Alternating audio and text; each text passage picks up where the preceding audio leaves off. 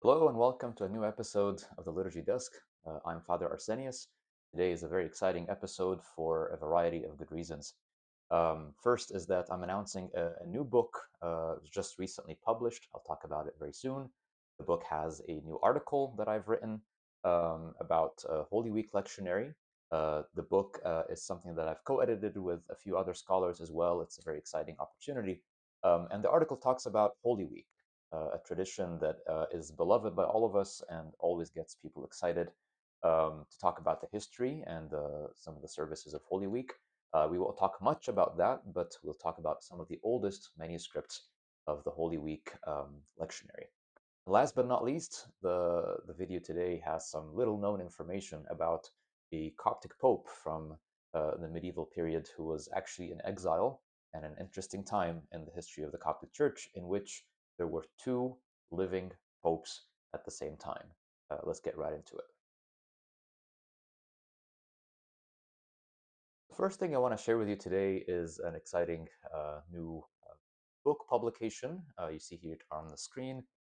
This is a collaborative effort thanks to our lead editor, Lisa Gaibi, for in starting this initiative a couple of years ago to put together a book of scholarly contributions in honor of Hani Tekla. Hani Tekla, for those of you who don't know, is the founder and president of the St. Shenouda Society for Coptic Studies in Los Angeles. It's a very well-known institution in Coptic studies, and it has been very influential throughout the years in preserving Coptic heritage, especially Coptic manuscripts from different places in Egypt and Europe, and just being an overall wonderful patron for Coptic scholars and to continue their research. I've had the pleasure, of course, of knowing Hani for a couple of decades at least at this point, and learning from him a lot of good, helpful information about Coptic manuscripts and also learning Coptic language from him. So this is a brand new book, Coptic Studies from Egypt to Los Angeles, Essays in Honor of Hani and Tekla. It's edited by Lisa Gaibi, Lillian Larson, myself, and Tamara Suda. It gathers together a large number of contributions in a lot of topics of Coptic studies, from Coptic Bible, Coptic manuscripts, literature, and also a couple of good contributions on Coptic liturgy. Um, I've had the pleasure of editing this book together with my co-editors, but also um, the book contains an article that I've written called Tensions Translation. That is the topic of today's video. And it has to do with two major topics. Um, Holy Week and the history of the lectionary for Holy Week. I know it's a little early to talk about Holy Week just yet, but there's a lot more that is interesting and exciting about this article. The article focuses on a manuscript that has never been really adequately studied, and it hasn't been very well known to the scholarly community. This manuscript is located in the Monastery of the Syrians, Liturgy Suryan. We've talked about that in the previous video, and it contains the readings for Holy Week in Arabic. So the video today touches on several topics, so as you can see here, this is the first page of the article. If those of you are interested in actually reading it, you can always send me a message and I'll send you a copy of the article. But today's video, we'll talk about this manuscript. Nobody knows about it yet. It hasn't been published unless you've read the article that I just published.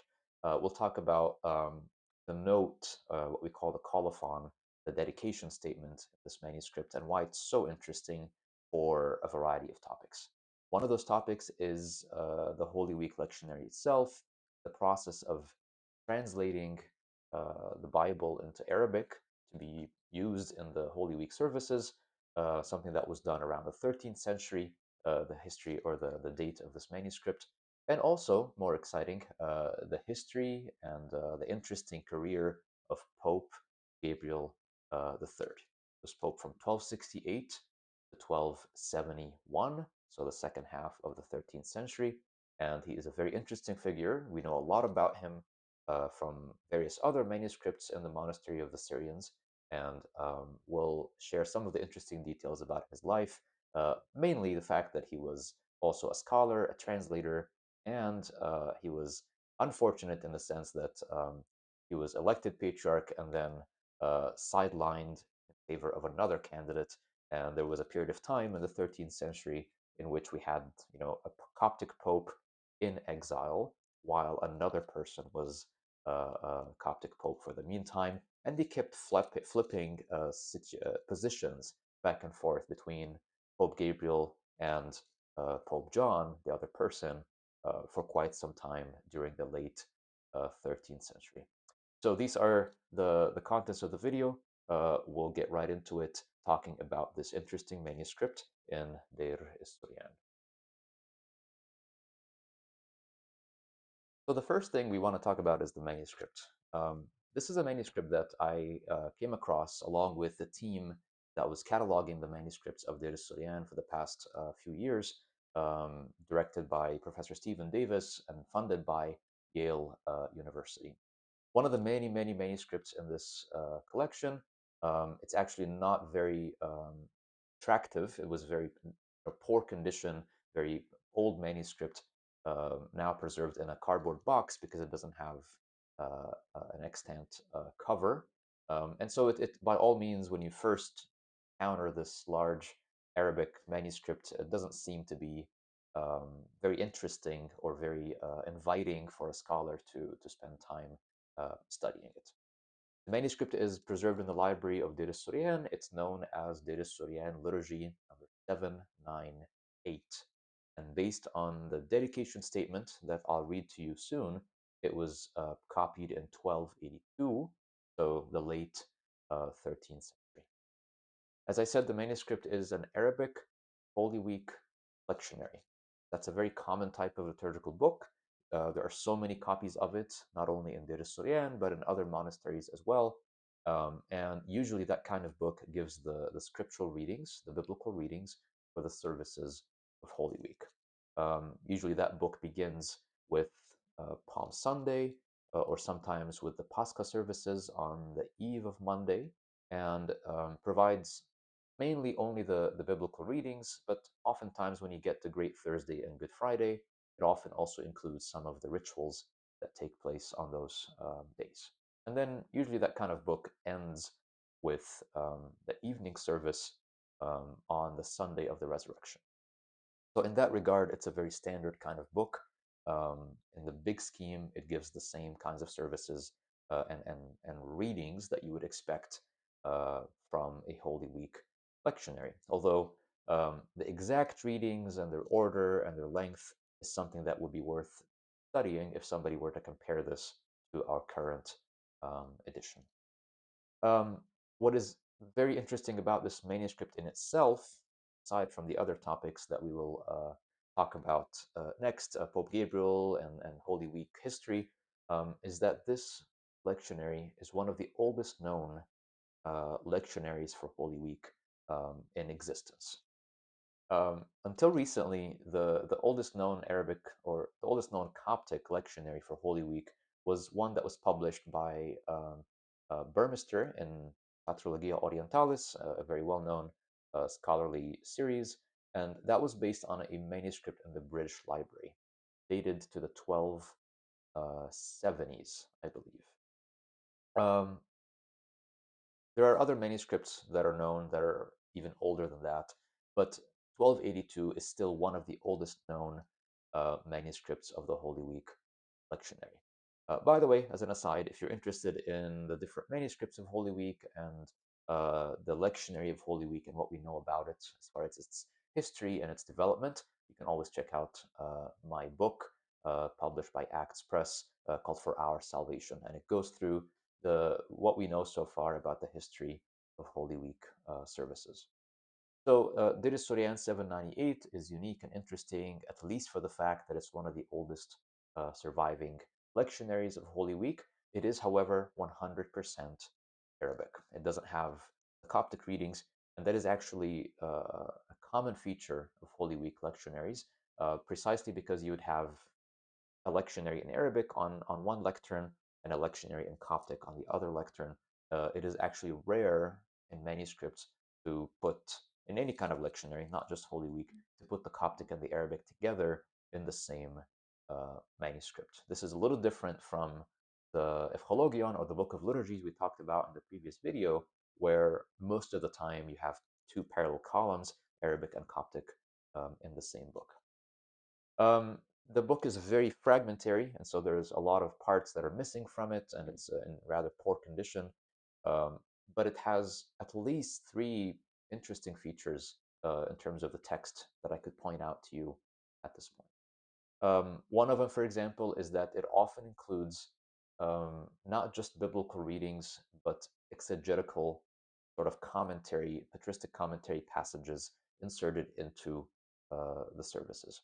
Of course, those who know Holy Week services well know that at least in the morning hours of Monday, Tuesday, Wednesday, all the way into Friday, there are often short homilies attributed to certain fathers, like Athanasius the Apostolic, John Chrysostom, and so forth. These are not that. That's a little different.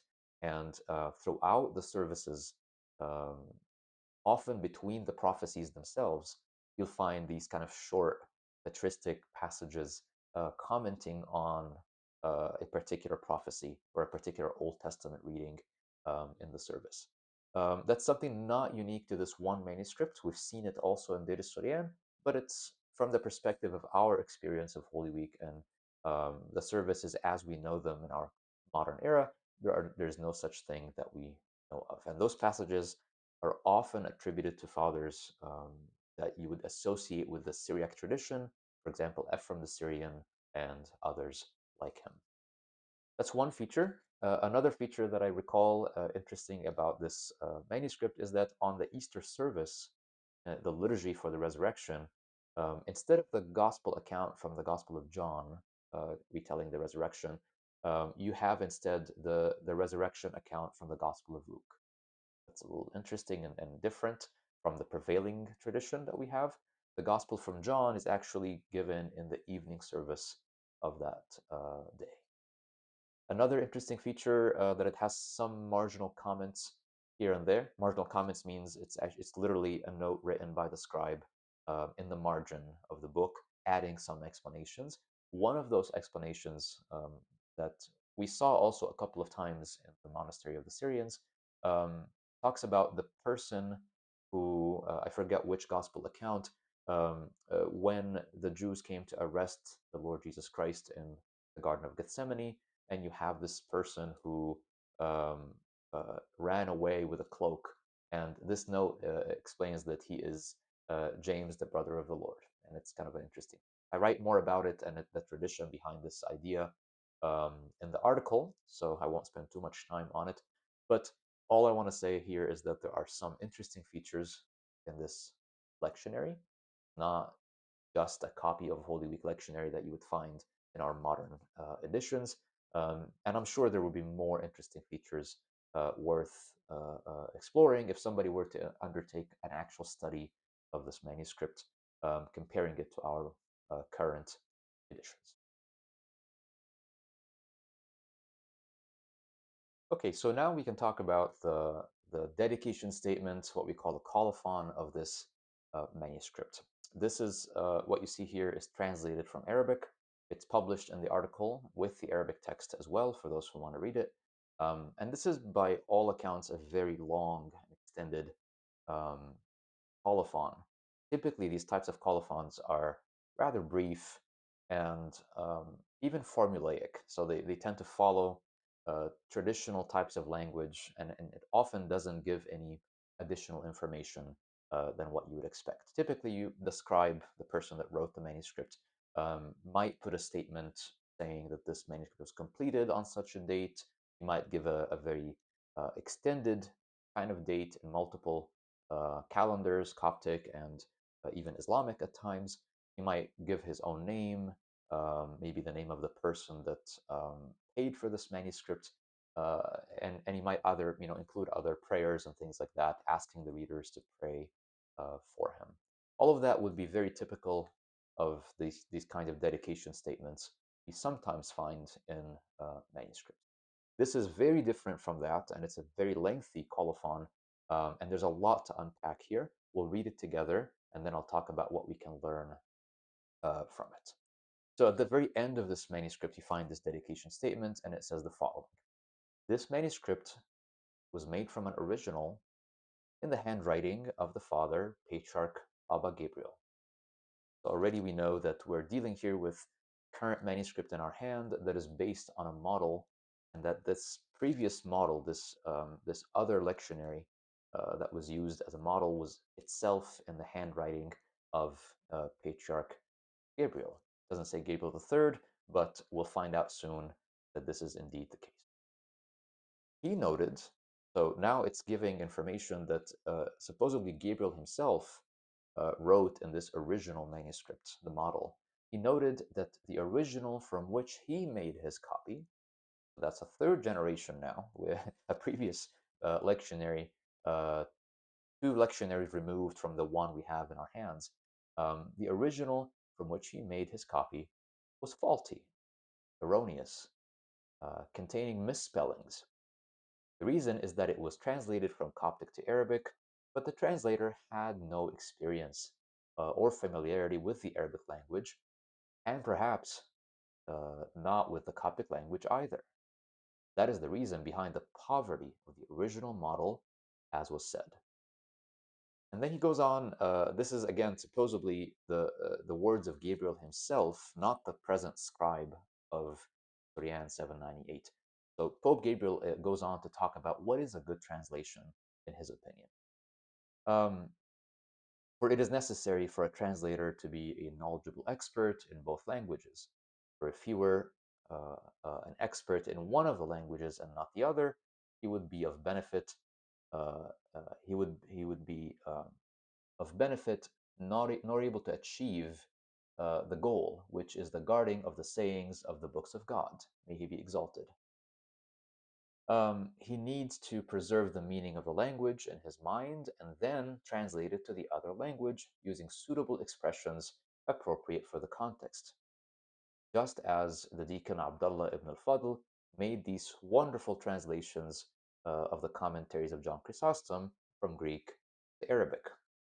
We'll talk about these figures next as well, who is Abdullah ibn al-Fadl, and as somebody else, Hunayn ibn Ishaq translated the words of wisdom and philosophy from Syriac to Arabic. And the statement goes on. For this reason, when I made this copy, I placed before me the Torah, the 16 books of the prophets, the Pauline letters, Catholic letters, the Acts of the Apostles, and the Holy Gospels, and I would translate each section and write it with care, labor, and much editing. All this while keeping before me the Coptic Paschal Lectionary, so as not to depart from it, but to respect it as much as possible, and to labor to the best of my weak and feeble ability. I ask anyone who comes from this, who comes across this copy from among the saintly fathers and the faithful brethren, if they find in it what is inconsistent with their opinion and not considered proper, not to amend it, nor to think that it is erroneous just because it's unfamiliar. Instead, they should take their time and inquire about it among those who are experts and are skilled in the books of God. And if they could not find such a person, they should ask God to reveal it to them. For the error can be on the part of the reader, not the writer. There's a lot to unpack here, and a lot of interesting kind of twists on traditional language of scribes.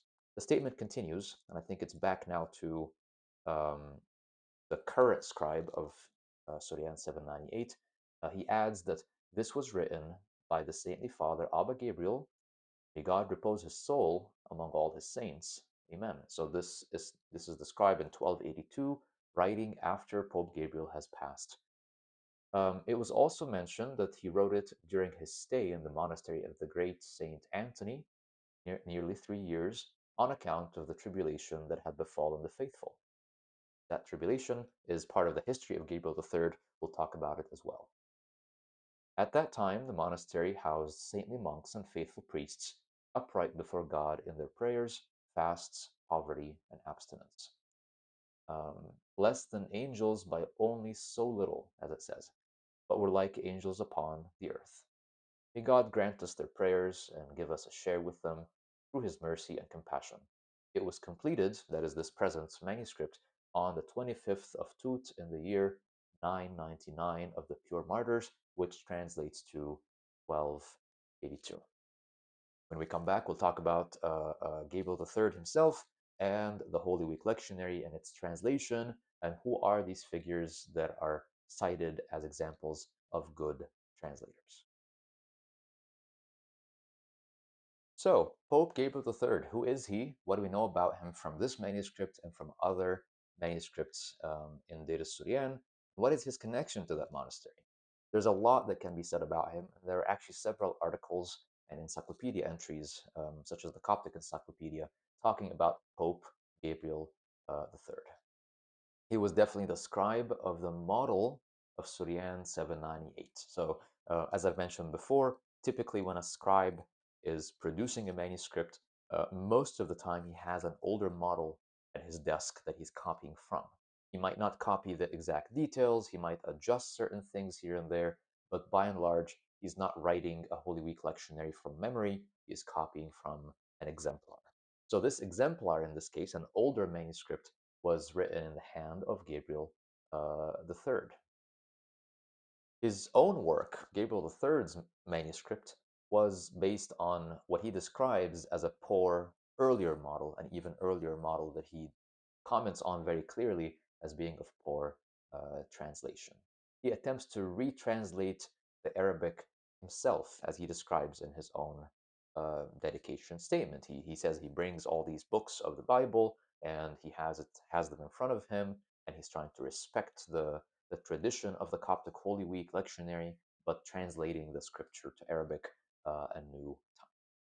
What do we know about a pope who is such a scholarly person and who has the ability and the interest and the skill to not only write manuscripts, skill that is not that easy, and also has the knowledge and the philology in his mind that he can collect books of the Bible and use them in this scholarly effort? It seems that Gabriel III was born in 1208, so the beginning of the 13th century. He had a very interesting and a diverse ecclesiastical background. I think one of his uncles was a bishop or a metropolitan somewhere, and he spent time in various places, including the monasteries of Wadi Natrun and also Old Cairo, and as far out as Jerusalem. Of course, Jerusalem has a sizable Coptic community at this time in the 13th century, and he spent some time living in Jerusalem as well. His influence and his importance is that he was a scribe and tutor, so kind of like a private teacher um, for the son of someone famous named Al-Amjad ibn al-Assal. Ibn al-Assal, those of you may have heard this name before, it was a famous family of few brothers, I think at least three, that were influential Copts in the Middle Ages in the 13th century. They had a famous house in Old Cairo. Um, each of these brothers were well known scholars. They produced several kinds of books of literature, commentaries, homilies. Of course, the most well known is the canonical collection of As-Safi ibn al-Assal, one of those brothers. And they basically were rich, influential, worked in the government, and used their influence and their prestige and their knowledge to produce scholarly works in their time. So it seems that Pope Gabriel, before his election to the Patriarchate, was kind of strongly associated with this family. Aulad Rassel lived with them in their home.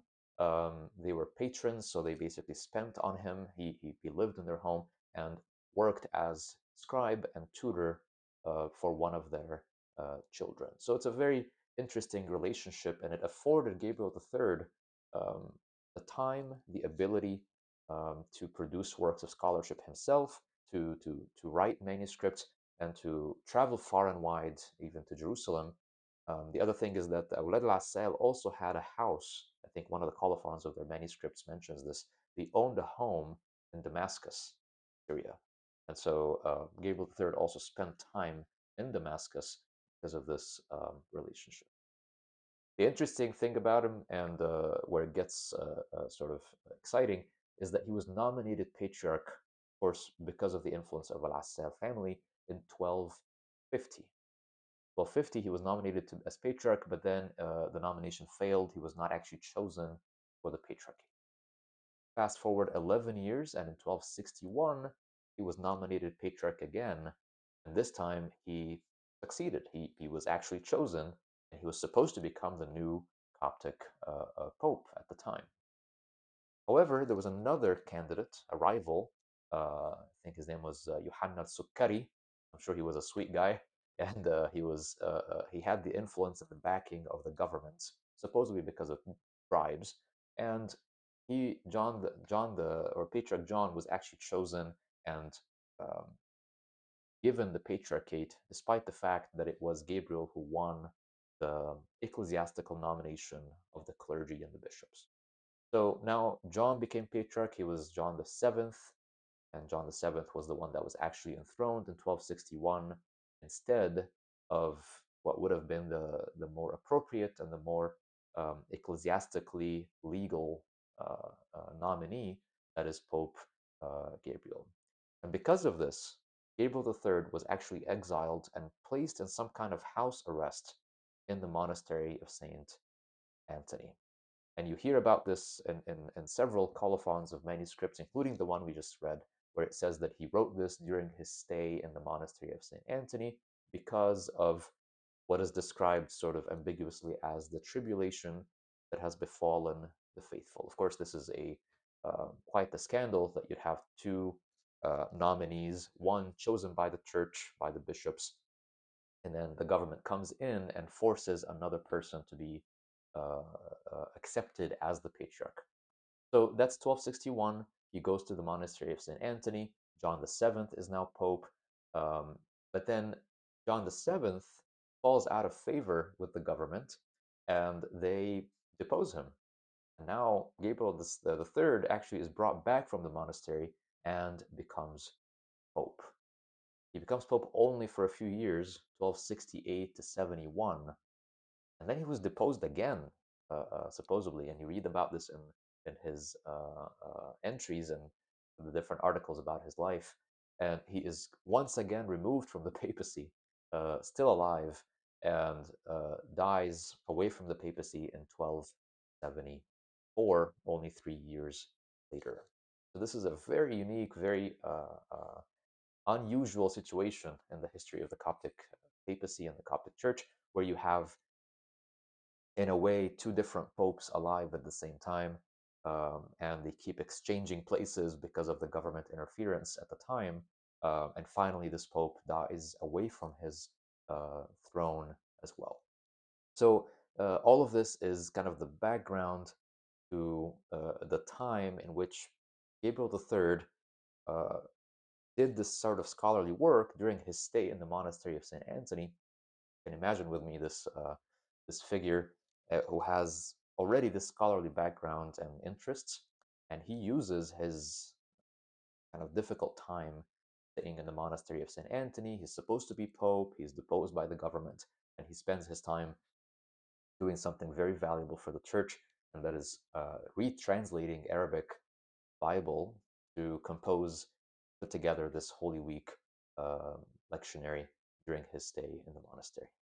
So that's what we can say about Pope Gabriel III from this colophon and background on him. Now we talk about the Holy Week lectionary, the process of translation, and what, in his opinion, is a good translation when we come back. So besides the life of Gabriel III, there's a lot more in this colophon, this dedication statement, about the Holy Week lectionary itself and the process of translation.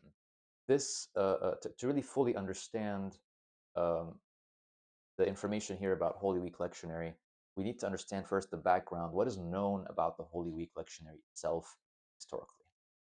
The story of the Holy Week lectionary is tied to another Pope Gabriel, this one from the 12th century, about 100 years earlier, and that one is Gabriel II, also known as Ibn Turik.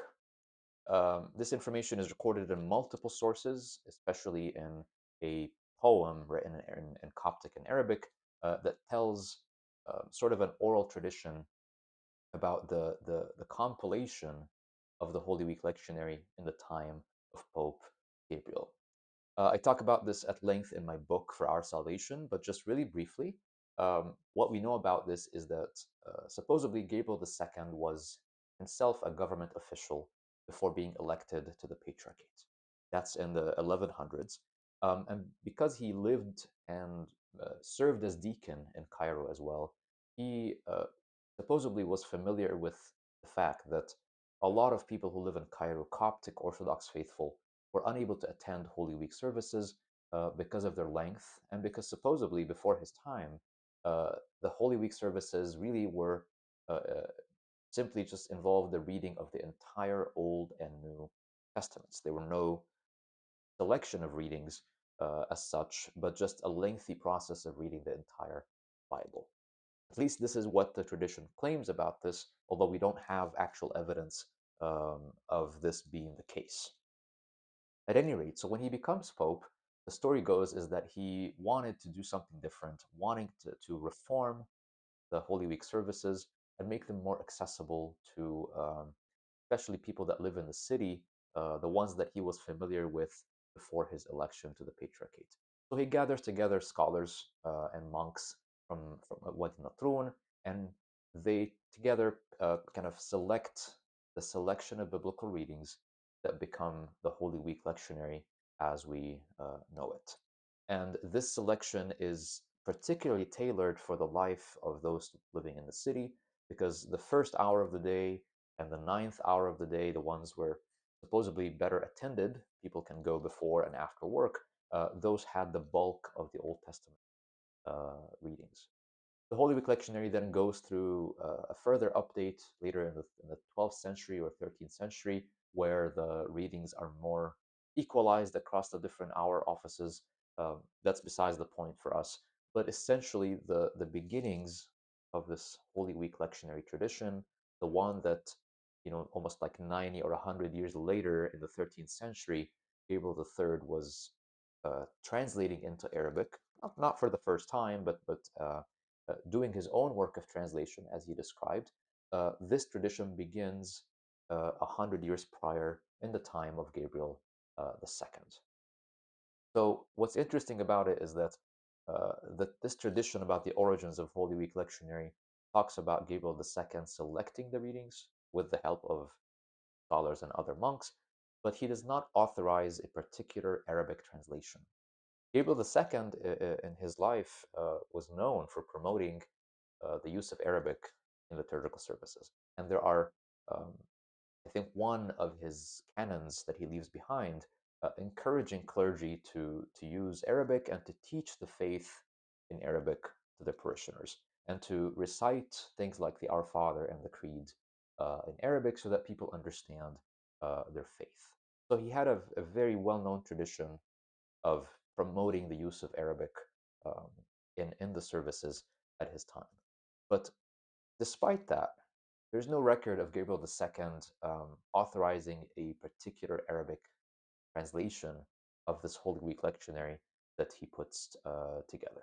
And so that leaves room for Gabriel III, 100 years later, as you see, coming in and writing this very specific, very interesting dedication statement, um, talking about how the translation he had in front of him was poor and inadequate, and that he will engage himself in a fresh translation from Arabic that he stands behind and promotes as more accurate. And it's very instructive and interesting.